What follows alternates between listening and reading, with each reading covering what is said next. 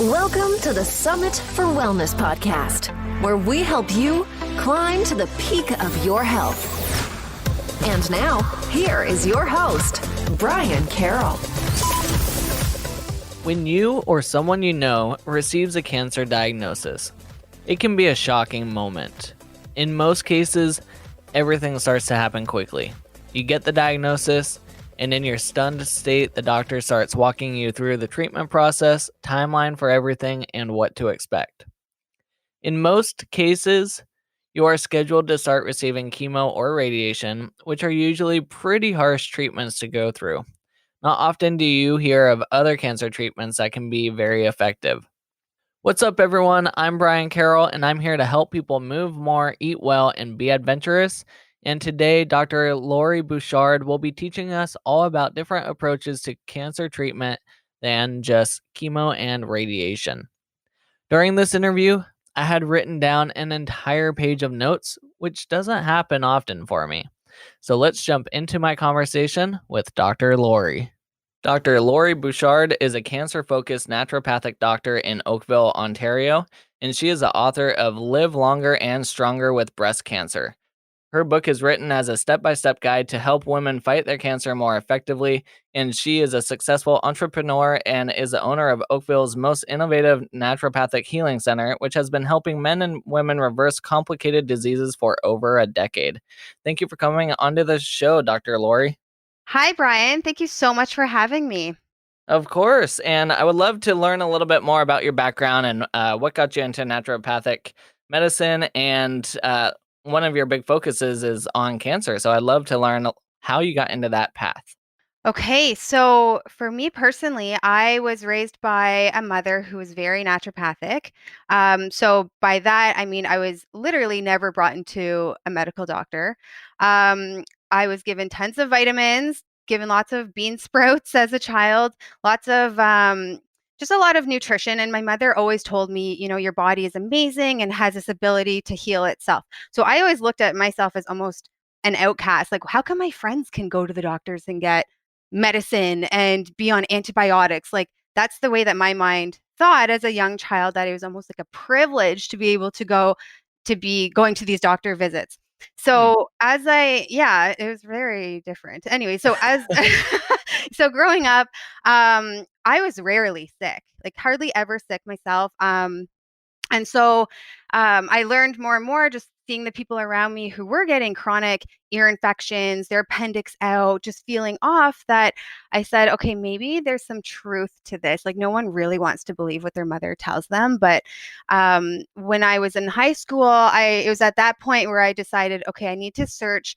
I knew I wanted to get into healthcare field, and I wanted to see more of the holistic view at it. And so when I looked into naturopathic medicine, everything really just clicked. So using acupuncture, botanical medicine, nutrition, anything clinically that's very natural to the body and using our own innate abilities to heal just resonated with me huge. So it was my mother, I'd say, is that one that kind of just primed me into where I am now. So after 4 years of naturopathic school, I opened up my own clinic in Oakville. And so I'm the owner of we have basically an international healing center where people fly in from all over, and they'll spend at least 1 week, could be several weeks, to help deal with their chronic conditions. So I also found too, when I first opened up my own clinic, that just these 1 hour appointments were not enough to really change people's lives. Like, they would have these really chronic issues that have been developing for years. And so seeing them once, maybe once a month or once every other week, it just became very frustrating. So I changed the whole style of the clinic to be more of a hands-on approach, where they literally spend 9 to 5 every day in the clinic doing various therapies, which I'm sure we'll get into later. And then as far as cancer specifically, that is something I never in a million years thought I would dive in deep to, because to me in school, it was a very intimidating field. I just felt too, it was a depressing field. I just very intimidated by it. So it was my first month out of school that in practice that I had my first cancer patient. And I can still remember to this day, he came in a wheelchair, like slumped over. His wife was with him, and he said, "Okay, I've done everything my oncologist told me to do, conventional medicine, and they basically gave me a month to live. So I'm here for your help." And so I'm thinking, like, are you flipping serious? like, like that's a lot of pressure.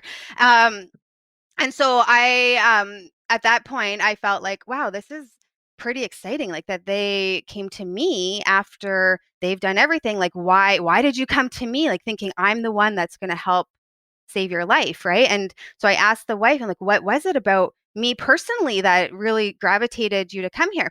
And she said, well, actually, you were the only naturopathic clinic where his wheelchair could get through the door. so, Oh wow. so that for me was a kind of, I knew that I was very new in practice, but at the same time, he is the, so this was 10 years ago at this point. He was the reason why I just started to look at cancer very differently. So his motivation to live and his drive was unlike anyone I have ever met or seen in my life. He said, I am not ready to die. I need to do everything I can. I will listen to everything you say. And when I asked him the reasons why do people want to live longer? Like, what is it that's really where's their mindset at? He said, I just want to be around until December when my first grandchild will be born. And this was in May. And so he said, I just want like 6 more months, 7 more months, and even maybe to reach the spring and then I can golf again. Like he was just listing certain things that he wanted, like why he wanted to live. Um, and so for him, like given a month palliative, like he was basically sent home to die, um, I busted my ass for this patient. I learned everything there was to do with cancer. I traveled all over the world. I looked at what other cancer clinics were doing, like what's been shown effective. I looked at all the research, and what was really unique too is because I look at more of a functional approach to medicine and the body. We're not just blasting chemo or radiation. We're looking at, okay, what makes the body healthy? What's preventing the healthy growth of normal cells? Why do these cancer cells develop? And so this patient specifically, he just passed away this past June. So we gave him 8 years longer Wow. than, so 8 years. And so he was actually the biggest, I want to say, like walking advertisement for the clinic. I did no marketing, like zero. I really didn't even at this point think I was going to be a cancer doctor or focus in on cancer. But he just, when he is walking around saying this naturopath saved my life, like that's, everyone kind of floods in at that point. So I would see people all over the spectrum, from recently diagnosed to given a month left to live, or a lot of people also do chemo, radiation, and then just use our integrative care just to help support their body throughout.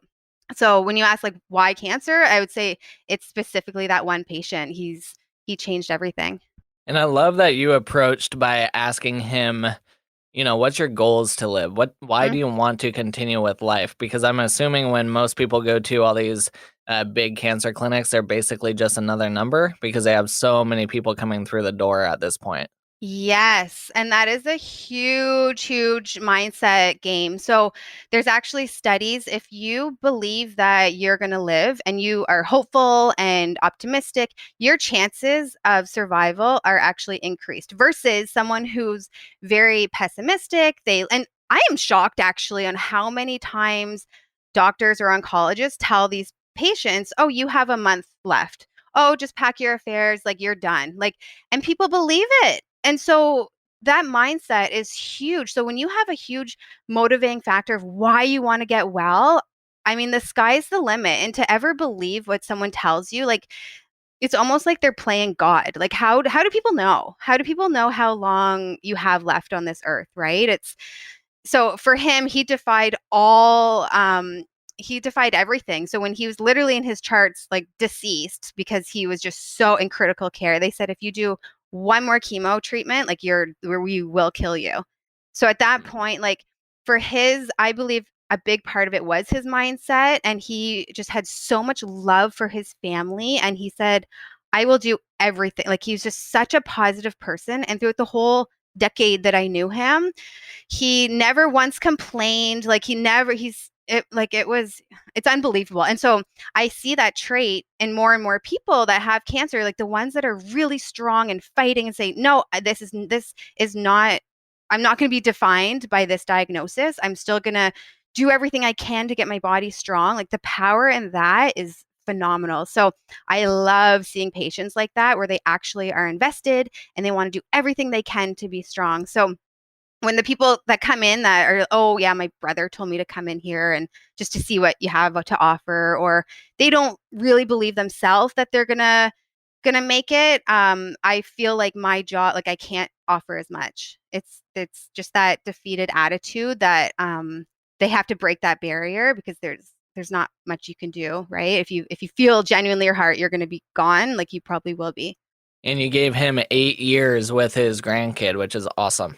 Yeah, and he had, I think, he got to meet 6 grandchildren. So Oh, wow. it's pretty cool. Yeah, and yeah, he's a very special person. So, um, yeah, I give a lot of credit. Like, he says, "Oh, you saved my life." He tells everyone that, but honestly, it was his drive. Like, everything that we did together just resonated so well, and he was just such an inspiring person. So, I gave him the tools, but for him to apply it and do everything was pretty phenomenal. So probably 10 to 15 years ago, cancer was not talked about like it is now. And now it seems like every single person knows someone that has cancer, or maybe they've experienced it themselves. What percent of the population is going to develop cancerous cells? So that's a really, really good question, because there was a study done by a doctor named Kobayashi, and he screened about 1,000 asymptomatic adults to see what their cells look like. And he said only one out of the 1,000 adults were completely cancer free. So what Oh. that means is that every single one of us have cancer cells at all times. So it depends on how the strength of our immune system is, on how our body is able to fight that. So by the time that a cancer is found and diagnosed, that could be literally 10 years in the making. So it's all these things that we do on a daily basis that basically gets our immune system to kill off these abnormal cells, is where the power is. So to think, okay, 70% of us have precancerous cells at all times, we need to look at our body as, okay, what can we do that is constantly fighting these abnormal cells, because we know that we all have them. And when you do have cancer cells, like if you have a active tumor in the body, is that originating from one cell, or is that like a cluster of cells that have gone haywire in the system? Yeah, exactly. So we all really, they say about 5 to 10% of cancers are truly genetic. So that's a really low amount.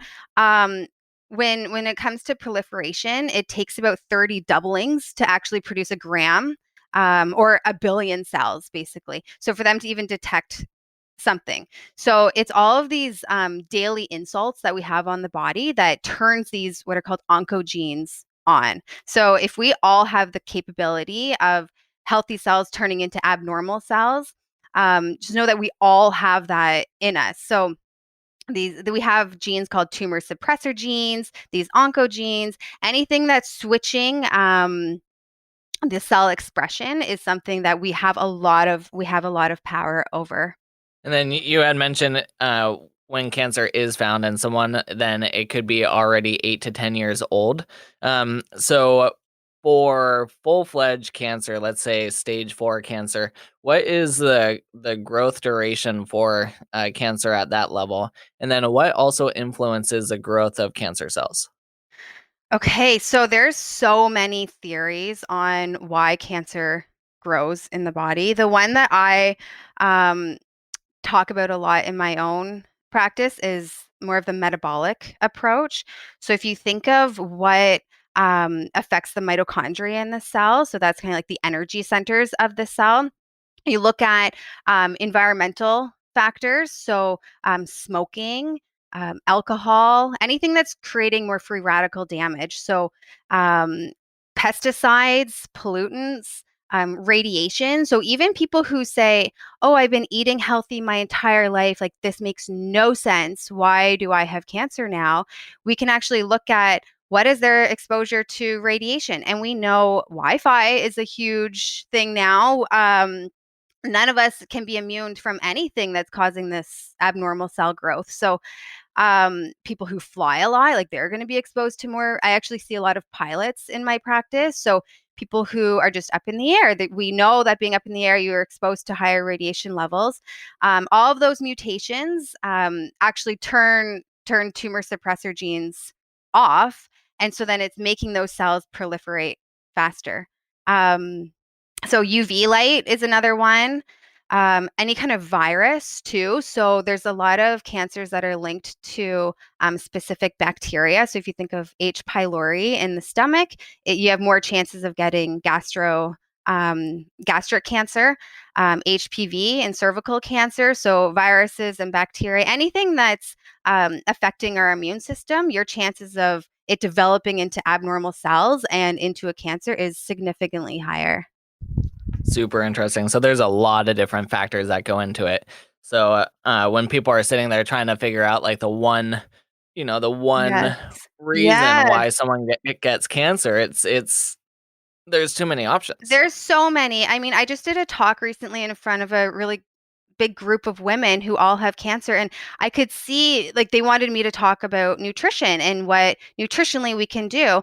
And I saw a lot of frustration in the room because these are very intelligent women who are nutritionists themselves, or they are physical therapists, or any like in the health field, and they say it makes no sense. I have been healthy my whole life, eating well, and I still have cancer. And I think that's the problem. Like our definition of what healthy is not clearly defined. So we think, oh, because we haven't been diagnosed with, we don't get bronchitis, or we don't put an actual label on our sickness, they think that they're healthy. So it's not just the absence of having a disease that makes us healthy. So nutrition is one piece of the puzzle, absolutely. But then we put in, okay, there's a piece that's genetic. And then we also think of environmental toxicity. How does our liver clean out these toxins often, right? Like what is happening on a hormone level? The other thing that's huge is how our body deals with stress. So if you have the best lifestyle when it comes to diet, and you're taking detox supplements all the time, and you're exercising, doing everything right, but if you have a really high stress job or stressful relationships, your cortisol is going to be through the roof, and that alone suppresses your immune system. So there's no way that your body can fight abnormal cell growth if you have cortisol that's super high and you have a very high stress life. So that's a big part of it as well. So when you think someone diagnosed with cancer, of course your stress is going to be a lot higher. Like any doctor's appointment visits or imaging or results coming back, like that's why in the clinic we do a lot as far as mind body medicine, because even stressing about certain things, we know that you're more likely to develop disease. And stressing about having cancer probably doesn't help either.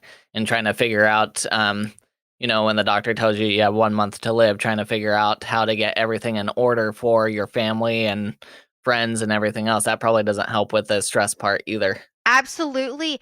But I find that if you can turn those anxieties and those stressors into more actionable plans, I see like anyone that's coming into the clinic, they have a lot of fear behind their diagnosis, or even if cancer's in their family, they'll come in and say, "Hey, I want a plan so I don't develop this myself." So even though there's a lot of anxiety around it, I think even having those steps of learning about your body and turning it into more, turning that fear into more of an action can actually help with the anxiety that's involved. Because if someone tells you you have this diagnosis and this is what's going to happen, your natural response is to have a higher cortisol release.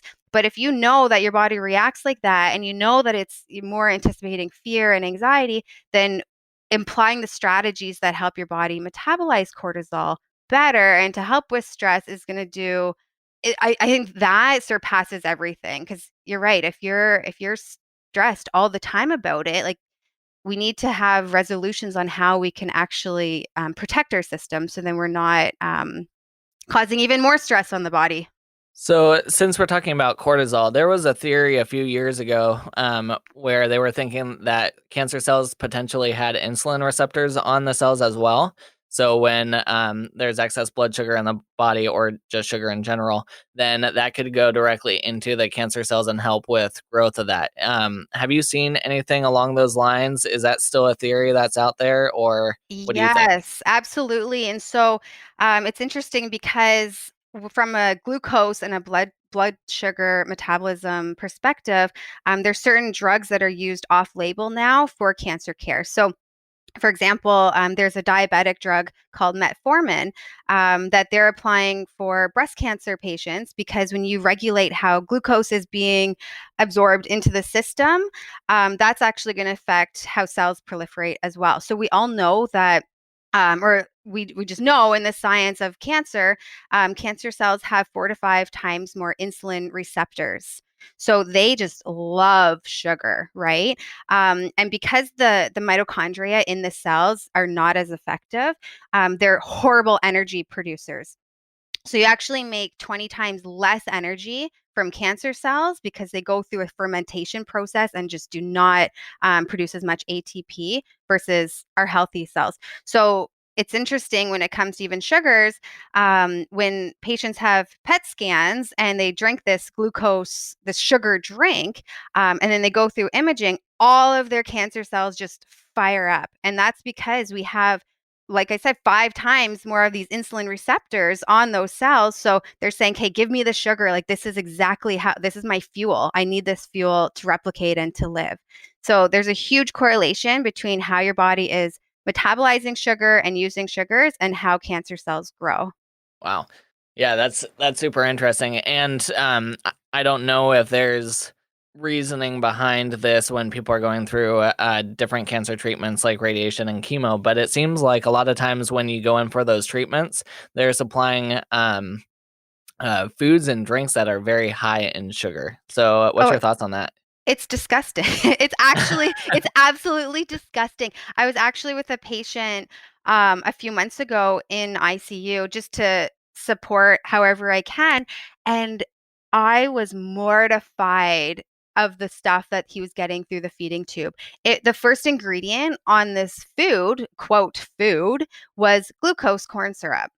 So when anyone, even when someone doesn't have cancer, when you just have a cold or general well-being, would you ever give liquid corn syrup to anybody? Like, and I get it from, okay, they want to keep their energy up and the glucose and the carbohydrates are higher, but there is so much misinformation on nutrition and cancer. So in the hospitals, I would say it's the worst because they think of just survival and let's just keep calories in this person.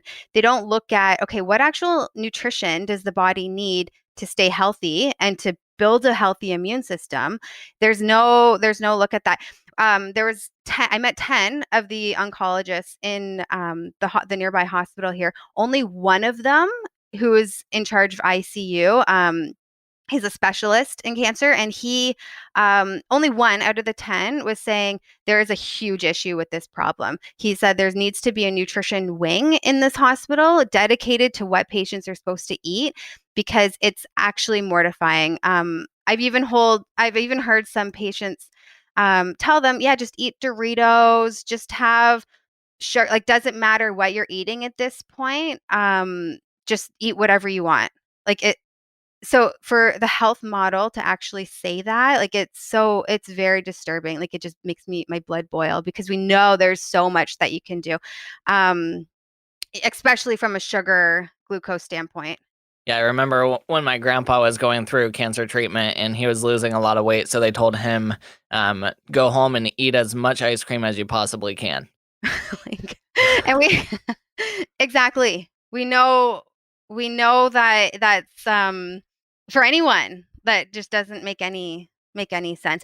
And it's interesting because most cancer patients have something called insulin resistance. So their body just does not deal well with the sugar in general, but they tend to crave it. So like I said with taking in sugar and just not producing as much energy from that, because they're so tired throughout the whole cancer journey, they are going to crave those sugars more. And I'm sure your grandma was like very excited about having to eat sugar or have the ice cream all the time, because that is something that they'll crave. Like if you're feeling low energy, you're going to want that fuel. Like most people who are tired or just not well, they want that quick energy source to say, okay, let's get my body going. Let's have more carbs, or generally people do crave more breads, or sugars just to try to get their energy up. But really it's a vicious cycle, because it's not going to produce the energy that these cancer cells are just incapable of doing.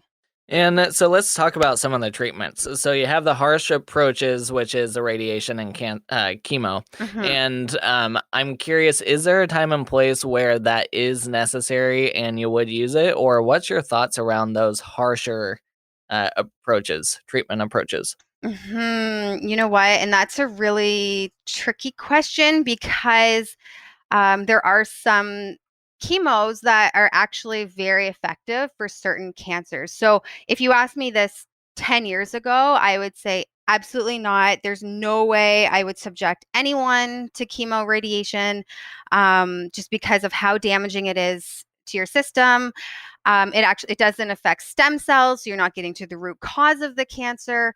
So I would say the damage back then does not outweigh the benefits that it could have.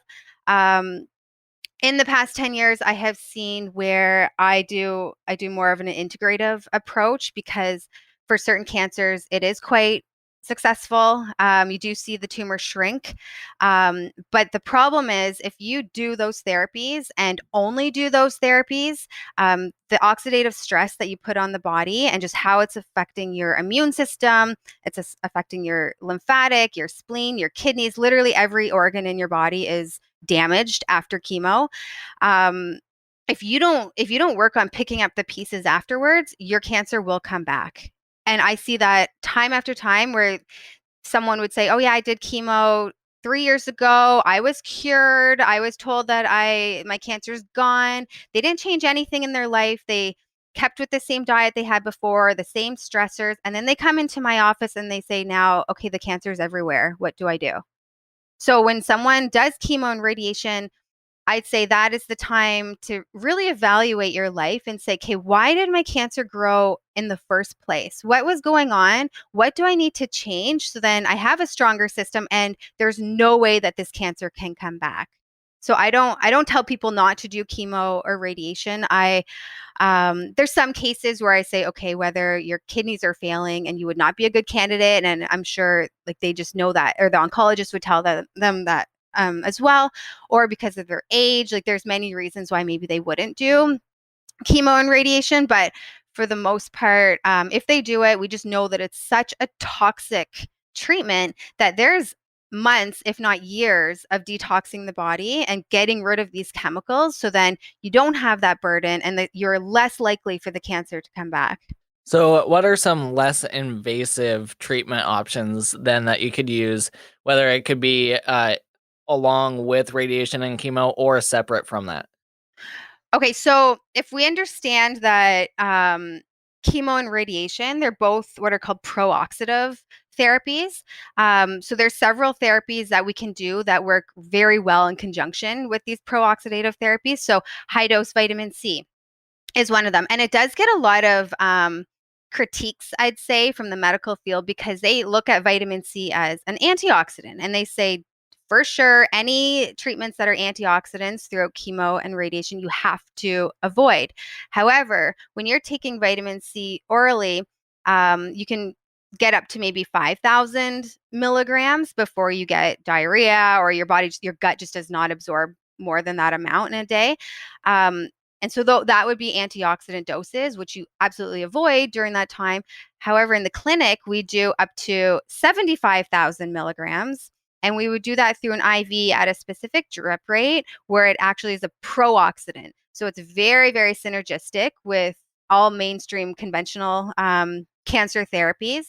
Not only does it it induce what's called apoptosis. So it triggers cell death. It also boosts your immune system. So anyone that is going through chemo radiation that their immune is taking a hit, and their white blood cells are getting too low, this vitamin C is actually promoting white blood cell production and neutrophil production. So then they can actually continue their care, because that's a big issue where people are doing conventional therapies and it's destroying their immune, that they actually cannot continue with it because their body just is not strong enough. So I highly recommend that if you are doing conventional, you have to do things alongside to keep your immune system high. So high dose vitamin C therapy is something that we would do 3 times a week. We would want to make sure we're getting adequate dosages. So that's one thing. We also do mistletoe therapy, which is from Europe, or in Germany. They use the plant mistletoe. And so we import it from there, and that has an amazing effect for your immune system as well. So not only that, it'll help with quality of life symptoms. So if someone's really tired, help with appetite, because that could be suppressed during a lot of the cancer therapies. But the main thing is boosting the immune system. In the clinic too, we also do a therapy called PEMF. I don't know if you've heard of PEMF therapy, like PEMF, but it's pulsed electromagnetic frequencies that are emitted to help rebalance how your cells vibrate. So if you think of, like, we have 70 trillion cells in the body, and they all need to be radiating at a certain frequency, or they have a certain vibration rate. And that's how our cells talk to one another. So if you think, like, our heart is all electrical impulse, and our brain is all electrical impulses. So they all need to communicate a certain way, even for our immune system to perform, and our mitochondria to help with ATP production. So this mat is something that patients would lie on up to 3 times a day, and it helps reset those cells to get to the vibration that's needed to strengthen their immune system. But this mat can also be for if someone has anxiety or sleep issues, or lymphatic stagnation, like lymphedema. It really just helps get circulation moving, and we can basically set the mat to anything that the patient is experiencing. Another therapy that we do in the clinic is colon hydrotherapy. So this would involve exactly what it sounds like. We clean out the colon. So people get scared by this at first, because they think, like, there's no way in heck I would want to do this therapy. But we use it as an assessment as well. So when we do a colonic in the clinic, I don't know if you want me to elaborate on what a colonic is for listeners. Go for it. Okay. I'm just going to take a glass of water here before I get excited about talking about colon hydrotherapy. So basically, colon hydrotherapy is very different than what enemas would be. With colonics or colon hydrotherapy, you're with the therapist the whole time, and we're gently putting water into the colon to help soften up or get rid of any debris that has been sitting there for years. The things that the colon therapists see coming out of these people's guts are almost terrifying. Like, for example, she saw a cherry pit that someone swallowed 5 years ago. So that was Wow. sitting in her colon. She's seen parasites. She's actually literally seen, like, tapeworms coming out. She'll see yeast, so like candida coming out. See excess bile, acidity, undigested food. There's just all these things that we can look at what's coming out of this colonic to say, what do we need to do differently to get your body either metabolizing sugars better, or get rid of toxicity, or break up your food better. Sometimes it's as easy as, okay, not eating while you're in the car and rushed and busy, like chewing your food. Because I've also heard from the colon therapist that she would see, like, a full mushroom, like a portobello mushroom, things that just, like, the person has not even chewed. So how can we have a strong immune system and build our system up if we're not even breaking up the food properly? So Colon hydrotherapy gets rid of all the garbage that has been accumulating for years, because that sits in the colon wall and kind of goes into what's called mucoid plaques. So it's getting rid of that garbage, but then also it helps us kind of change up their treatment plan to say, okay, this is what we're seeing. Maybe we need to test you for candida, or we need to see, look at digestive function and why is your body not breaking this up, or what else can we do just so you can have an overall healthy system. And also, if you think of about 80% of your immune system is in your colon. So with that high percentage, that needs to be the priority. So for patients that come into the clinic, we literally do colon hydrotherapy sessions every single day. So every day we're getting rid of stuff. And what we see on day 1 coming out of their colon versus day 5 is like unbelievable. You would think that there would be nothing left. You think it would be completely clear and nothing left, but you're actually cleaning out the gut on such a deep cellular level that it's 100 times more productive versus just doing a colonic maybe once a month, or um, if it was just kind of gradual, like every other week they come in and dabble and just they feel immediately better, less bloating, less gas. But from a chronic disease perspective, we have to clean out and detox on a deep cellular level. And that takes intensive care. That's not just, oh, I did a colonic and, it didn't really help. It's no, we have to be more aggressive with those treatments.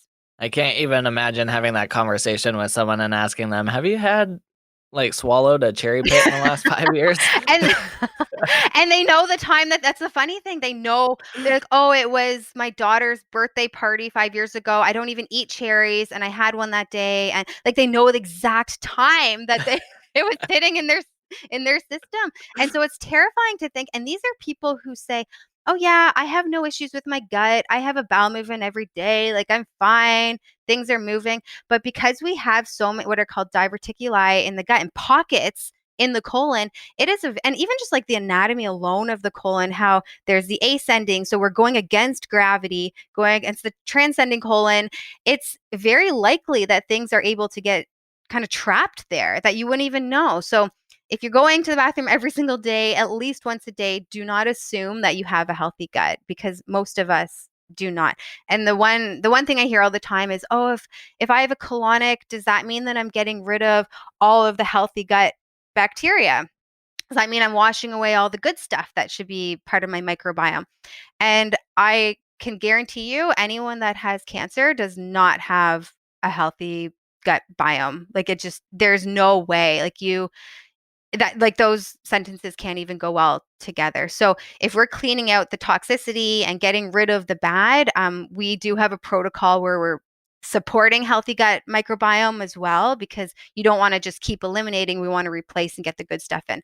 But for someone just to take a probiotic here and there and not even follow clean a gut protocol, it's like an uphill battle. You're not going to get to the end result, because there's just too much, like years of accumulated waste. And even if you don't have a bad diet, like even if you think, okay, no, my diet's pretty good, you just think of all of the pesticides and herbicides and glyphosates, all the things that we're being exposed to, and even stress, how that throws off the microbiome and the gut bacteria. So even if you have a healthy, perfect diet and you poop once a day, I can guarantee you, you like the average person has a lot of work to do.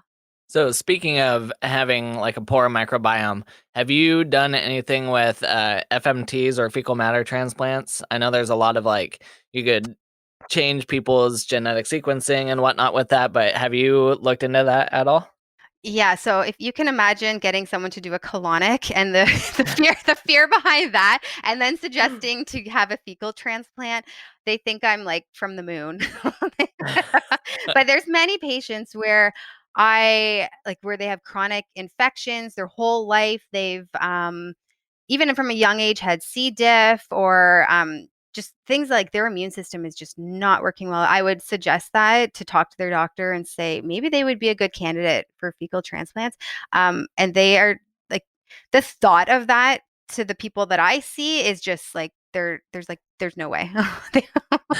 But I don't know. I guess you have to be desperate enough to want to change, right? Like if there's a possibility that your microbiome can have a whole new life of its own and transpire into building healthier cells. Like me personally, I would be all about it, but I realized a long time ago I do a lot of things that other patients think are just insane. But I love that question because that is something that like your whole health relies on your gut microbiome. And so that's a big part of what we do in the clinic as well. We would send out poop to a lab and we would look at what does the good bacteria look like, what's the digestive function from that, is what are the inflammatory markers. We can see any dysbiosis or yeast or fungus. We get the whole genetic profile of what's going on in the gut so then we can be more specific as well.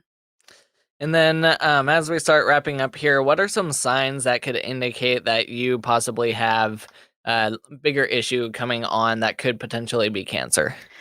So I would say the biggest thing to look out for is change in your everyday habits. So if you all of a sudden see a sore on your arm that just does not seem to heal, that could be a flag. If you typically go to the bathroom every day, but now it's every 5 days and the color looks different, if it's more like a yellow color versus brown, or if you start seeing blood, anything that's like unusual bleeding or discharge from any area of the body. If you feel a lump, obviously that's going to be a big trigger too. I highly recommend all females do breast exams so you can feel yourself what a healthy breast tissue looks like or feels like. So then if you know there's a change there, then that is something to be investigated. If you start getting indigestion or difficulty swallowing, anything where a lump could be present. So if you find, okay, it feels like there's something stuck in my throat, or why am I talking now with more of a hoarse voice or a nagging cough, I would not undermine these symptoms. I would look into it. So for people to just be aware of their body, of how it runs on a daily basis, and then say, okay, wait, this is maybe different. This has been going on for a month now. Like maybe I highly recommend people get their blood work done at least once every 6 months. And this could just be a general screening, but talk to your doctor about these symptoms because you want, if there's any abnormal cell development going on, patients often fear like, oh, I don't want to know if I have cancer, but your chances for success once it's in a single tumor is going to be much higher versus the time it metastasizes and spreads throughout the body. So you want to do these regular screenings, do self breast exams, check for blood in the stool, having your pap every, I know they changed the rules, which I think is a little bit ridiculous too. In Ontario, it's every 3 years now to have a cervical pap exam. So if you suspect anything that's different, definitely go to your doctor because it's those red flags that you want to beat it in the early stages versus letting it progress and thinking, oh, maybe it's not such a big deal. And then I'm going to put you on the spot here. Let's say you just found out that you have cancer. Mm-hmm. Walk us through what a protocol you would put yourself through would look like. Okay, so this is exactly what happens in the clinic. I treat everyone as if it was myself in their position. So whether it was myself with the cancer or if it was my dad who had cancer, I would say this, I would give them the protocol that I would literally do myself because you cannot fight cancer with a weak protocol. You can't just say, oh, just have more green tea, or you can't dabble in it. Like it has to be 1,000%. So personally, what I would do, and this is exactly what we do in the clinic, we would set up basically a 9 to 5 everyday strategy on things that you're doing to promote health. So a lot of that is even resting, not feeling like you have to get a million things done in the day. So helping, so basically delegating too and saying, okay, who can help me in this?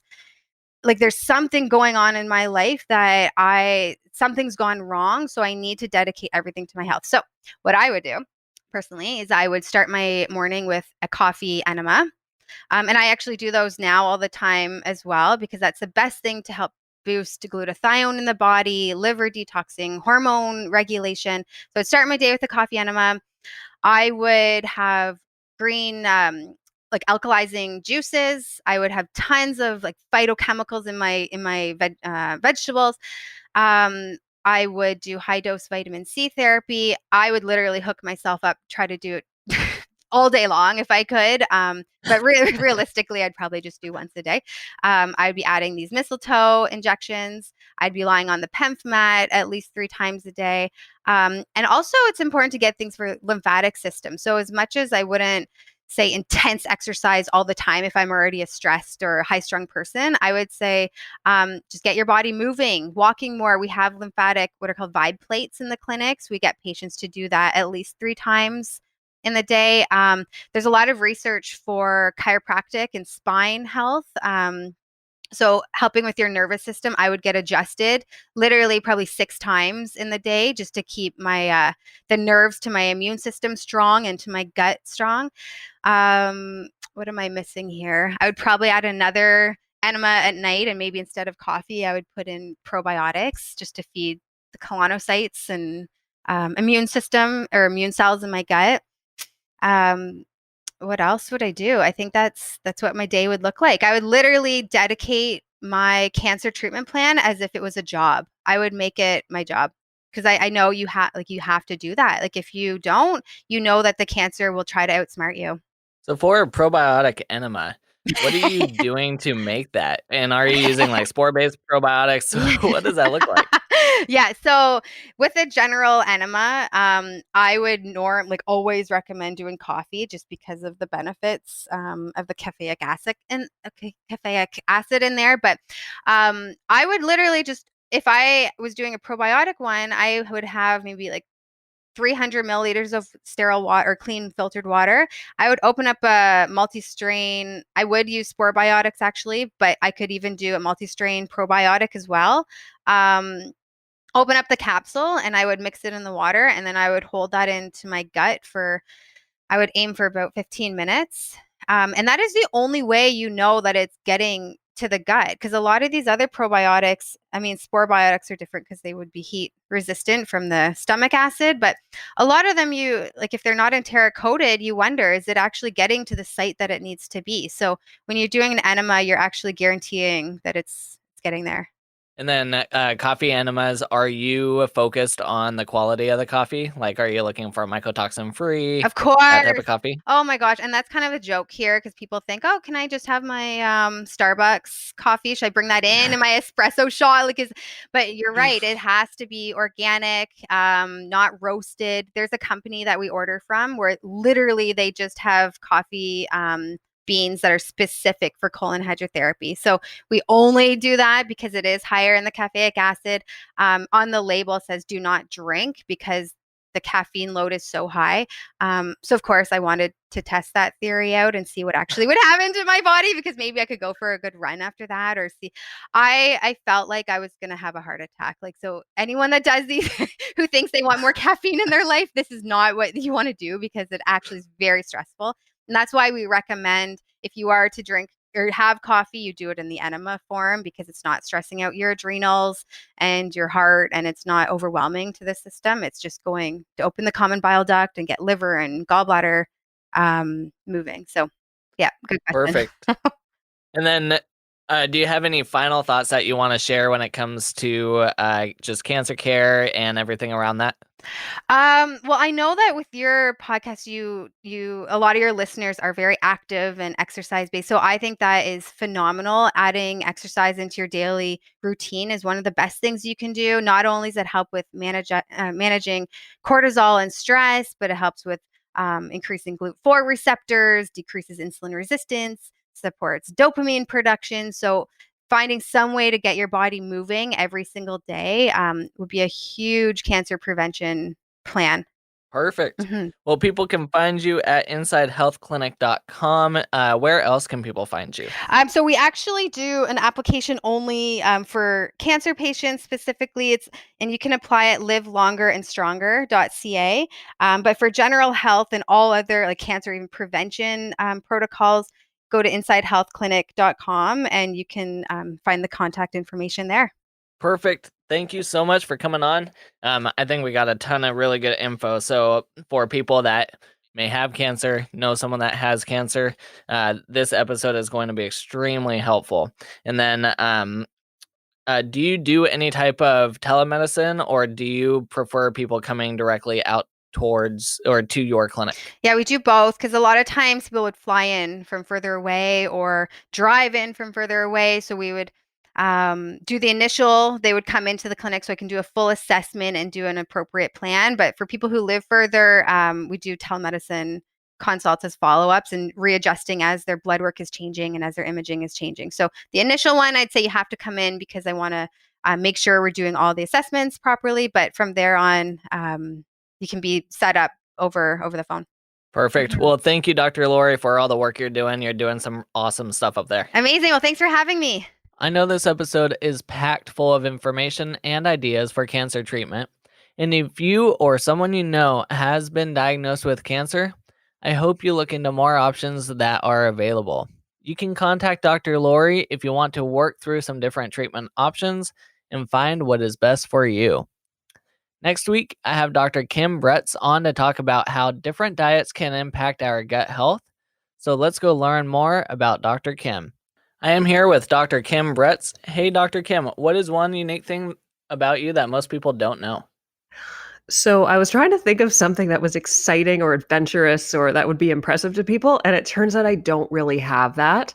But as it turns out, I am either the luckiest person in the world or the craziest person in the world. But my husband reads to me before bed every night. So, and it turns out that then I fall asleep super fast. So we have to read young adult fiction because otherwise I can't keep track of what's happening all the time. And he usually has to recap every single day as to what's happened. But I do think sleep is important. So if people are looking for a strategy, it turns out adults are the same as small children, and getting read to is an amazing way to fall asleep. That is hilarious. And I think it falls under crazy and lucky. So lucky you. Thanks. Well, what will we be learning about in our interview together? So I believe that health is being able to enjoy the widest variety of foods possible and still feel amazing. So I just simply do not believe that you have to take away more and more and more foods to be able to have health in your life. And what are your favorite foods or nutrients that you think everyone should get more of in their diet? So this is obviously not exciting, but I really think that people should plan their diets around vegetables rather than anything else. So you want to plan for that first. And if you're going to add any sort of, it's not really new, but I think that having oats as more of a lunch or a dinner food as part of a grain bowl is an amazing addition that will make your gut microorganisms super happy. And what are your top 3 health tips for anyone who wants to improve their overall wellness? So I would suggest that people are starting to garden a little bit more. We know that the soil microorganisms are amazing for mental health, and it's working through the gut bacteria and the bacteria that we have in the soil. So even if it's just a little planter of basil that's sitting on your desk, or you've decided that you're going to become an urban farmer, I think that's amazing. I do think, and especially this is something that I'm seeing with COVID going on right now, but people are not respecting sleep times. And sleep is one of the most vital things to health. And we can actually predict people's flares for gut conditions like inflammatory bowel disease. If people are not getting regular sleep, we know that their gut symptoms are going to flare. Yeah, it's kind of interesting because, a lot of people have more time to sleep now, but people are staying up later. They're Mhm. sleeping in. Yep. We're It's missing kind that. of Yeah, we're missing that melatonin window. Like it's something that's so vital. And it's Mhm. every patient that I'm talking to is just staying up later and later. You don't have to commute in the morning. Half of us aren't showering. There's just all this times being cut off all of a sudden that you're like, okay, I'll just stay up later and enjoy a glass or a bottle of wine. And it's just messing up those sleep patterns. So yeah, those are a couple things that I always think about. Yep, you just described almost every single person I know I right know. now. It's so true. That was a fun interview to record since Dr. Kim is so comfortable with presentations. So you'll get a lot of interesting information out of that episode. And in a couple weeks, we will be opening enrollment for our nutrition coaching. So if you are ready to take your nutrition to the next level and get support through dietary and lifestyle changes, then go to summitforwellness.com